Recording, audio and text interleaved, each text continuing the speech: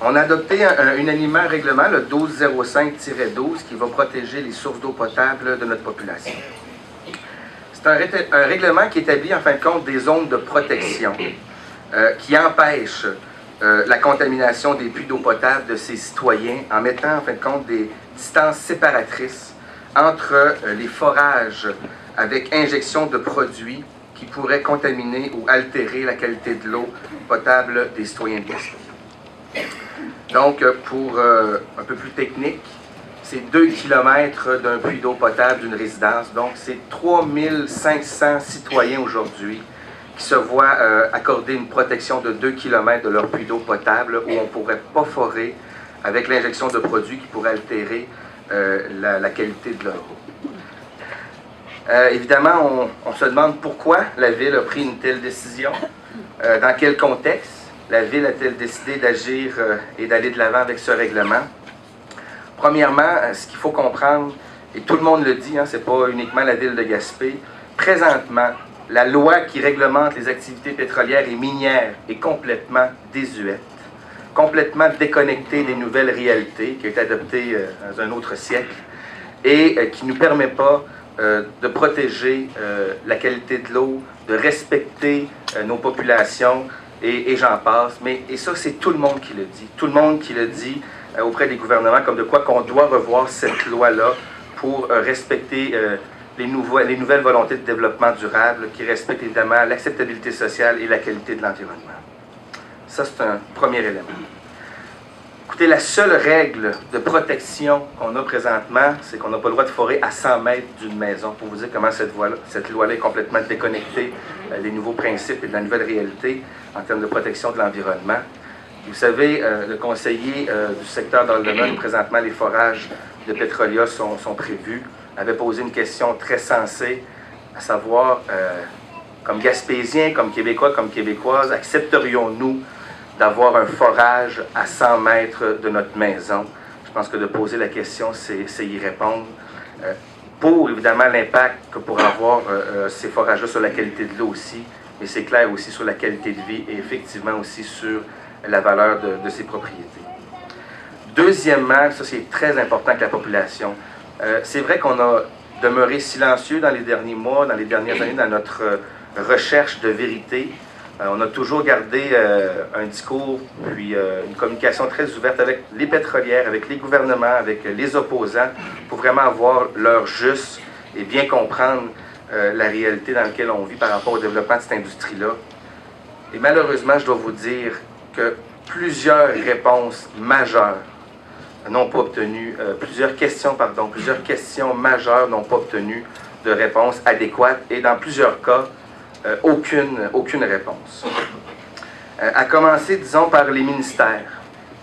On a écrit au ministère de l'Environnement, au ministère du Développement durable, au ministère des Ressources naturelles, pour qu'ils viennent ici rencontrer la population, faire des séances d'information publique, pour expliquer à la population quel était le rôle qu'ils jouaient pour assurer la protection de nos citoyens, quel était le rôle qu'ils jouaient pour assurer de comprendre la position de nos citoyens, puis adhérer à l'acceptabilité sociale. Et jamais ces ministères sont venus rencontrer la population pour exprimer leur rôle et leur devoir, tant qu'à nous, dans le développement de cette industrie-là.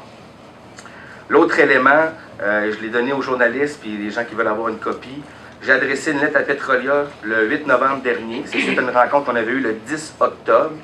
Puis on a décidé de mettre sur papier des questions que ça faisait longtemps qu'on posait à Petrolia.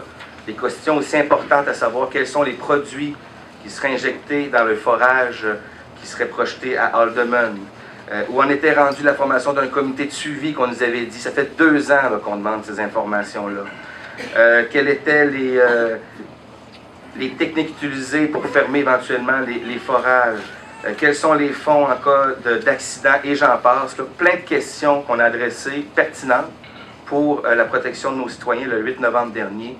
Et on n'a même pas eu la décence d'accuser réception et on n'a jamais répondu à votre conseil de ville pour des questions majeures en termes de protection de l'environnement. On a, je vous dirais, senti un peu dans la dynamique là, avec notre relation avec les industriels, c'est qu'avant l'obtention du permis au mois de mai dernier pour Alderman 4, on sentait une grande ouverture, on nous faisait des belles promesses. L'INRS était là aussi pour assurer la protection de l'eau potable, la connaissance de toute l'hydrogéologie du secteur. Je peux vous dire que la minute que le permis a été octroyé par le gouvernement du Québec à Petrolia, c'est là où toute cette relation d'ouverture, ces réponses qu'on avait lorsqu'on posait des questions, la dynamique a complètement changé. Puis on comprend bien que avec les permis, bien, il n'y avait plus nécessairement besoin de répondre à nos questions, puis ils pouvaient aller de l'avant avec leurs opérations. À travers tout ce qu'on a pu entendre dans les 2 dernières années, comme je vous dis, c'est une réflexion là, qui date de 2 ans parce qu'on a adopté au Conseil de ville en février 2011 la position de la ville de Gaspé quant au développement des hydrocarbures sur le territoire. Puis à travers toutes les rencontres qu'on a eues, que ce soit les gens qui étaient contre, qui étaient pour, les environnementalistes, l'INRS, les gouvernements, moi ce que j'ai retenu, c'est que tout le monde s'entendait pour dire une chose. Il y a un risque. Et personne ne pouvait nous quantifier le risque, nous parler de la portée que pouvait avoir un tel risque. Et quand on ne connaît pas le risque, c'est même dans la loi aussi sur les compétences municipales, on doit adopter un principe de précaution. Et c'est ce qu'on a fait avec la résolution qu'on adopte. On ne connaît pas le risque présentement, puis il n'y aura jamais de compromis en ce qui a trait à la qualité de l'eau potable. On n'acceptera jamais un risque, aussi minime soit-il, pour notre eau potable, qui est sans aucun doute, et vous le savez, le plus beau lait qu'on peut offrir à nos enfants, à nos petits-enfants pour les générations futures, c'est de l'eau potable propre.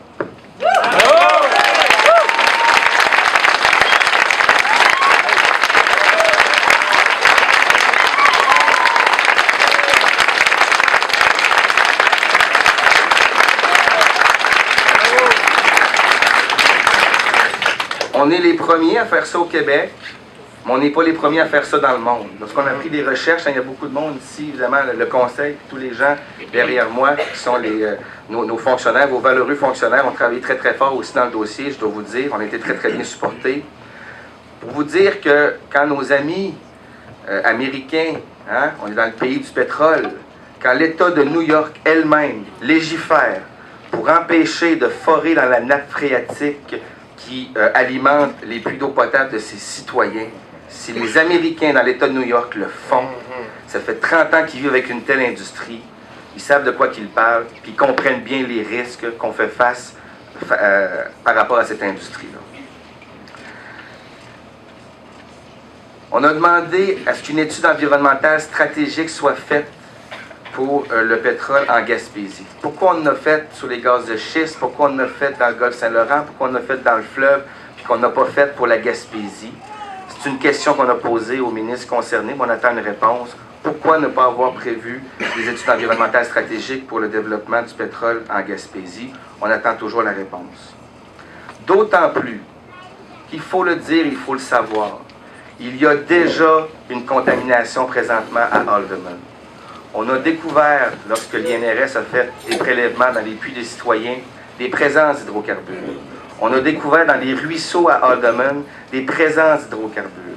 Comme dans le dossier des gaz de schiste, on avait trouvé des gaz dans le sol, on doit, avant de faire tous travaux, connaître d'où vient ce pétrole, la provenance du pétrole pour bien comprendre notre hydrogéologie. Mais avec le règlement qu'on vient d'annoncer aujourd'hui, jamais plus de forage se fera à l'intérieur de la ville de Gaspé.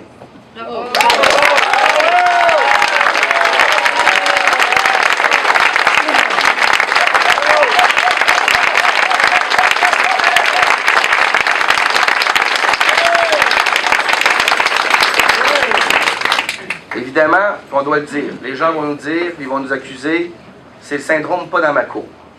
OK? Mais je veux réitérer quand même la position de la ville de Gaspé, qui est en faveur du développement de cette industrie-là. OK? Selon nous, on consomme du pétrole. Présentement, il provient de l'Alberta. C'est pas très joli au niveau de l'environnement. Des fois, il nous provient de l'Afrique, taché de sang.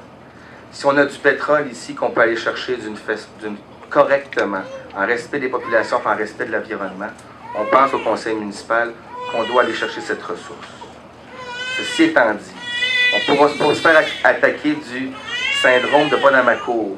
Si toutes les municipalités en Gaspésie adoptaient un tel règlement, c'est uniquement 15% du territoire de notre belle Gaspésie qui serait protégé. Tout le contour où les Gaspésiens et Gaspésiennes habitent, là où on s'abreuve, là où on puise notre eau potable, là où on développe notre tourisme, là où on profite de nos magnifiques paysages, puis on vit avec cette magnifique qualité de vie qu'on a comme Gaspésiens et Gaspésiennes. 85% du territoire serait encore disponible pour faire de l'exploration et de l'exploitation, mais d'une façon correcte, seulement si on change cette loi qui est complètement désuète présentement, qui ne permet pas de faire un développement en respect des du nouveau modèle de développement durable. C'est pour ça qu'il faut changer la loi le plus rapidement possible. C'est ce qu'on demande. On demande à Mme Ouellette, à M. Blanchette, à M. Lelièvre. M. Blanchette, c'est le ministre de l'Environnement. Mme Ouellette, c'est la ministre des Ressources naturelles. M. Lelièvre, notre ministre responsable de la région, de venir le plus rapidement possible nous rencontrer ici à Gaspé pour parler d'un nouveau modèle. Un modèle qui va respecter évidemment et protéger l'environnement, qui va respecter et protéger les populations, qui va augmenter aussi les retombées au niveau de nos territoires. Parce que présentement, là, excusez-moi l'expression, mais c'est des peanuts qu'on propose pour le développement de cette industrie-là aux Gaspésiens et Gaspésiennes. Un modèle aussi qui va utiliser les profits de cette ressource-là pour développer des nouvelles technologies, pour diminuer notre dépendance au pétrole. C'est le modèle qu'on souhaite, d'utiliser cette ressource qui va nous permettre de développer des nouvelles technologies, puis nous permettre un jour, comme société, de diminuer notre dépendance au pétrole.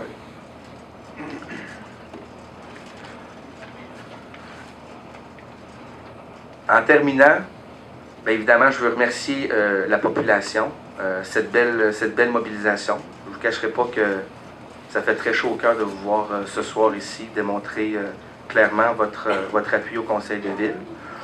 On devra continuer la mobilisation, mes amis, si on veut atteindre notre objectif.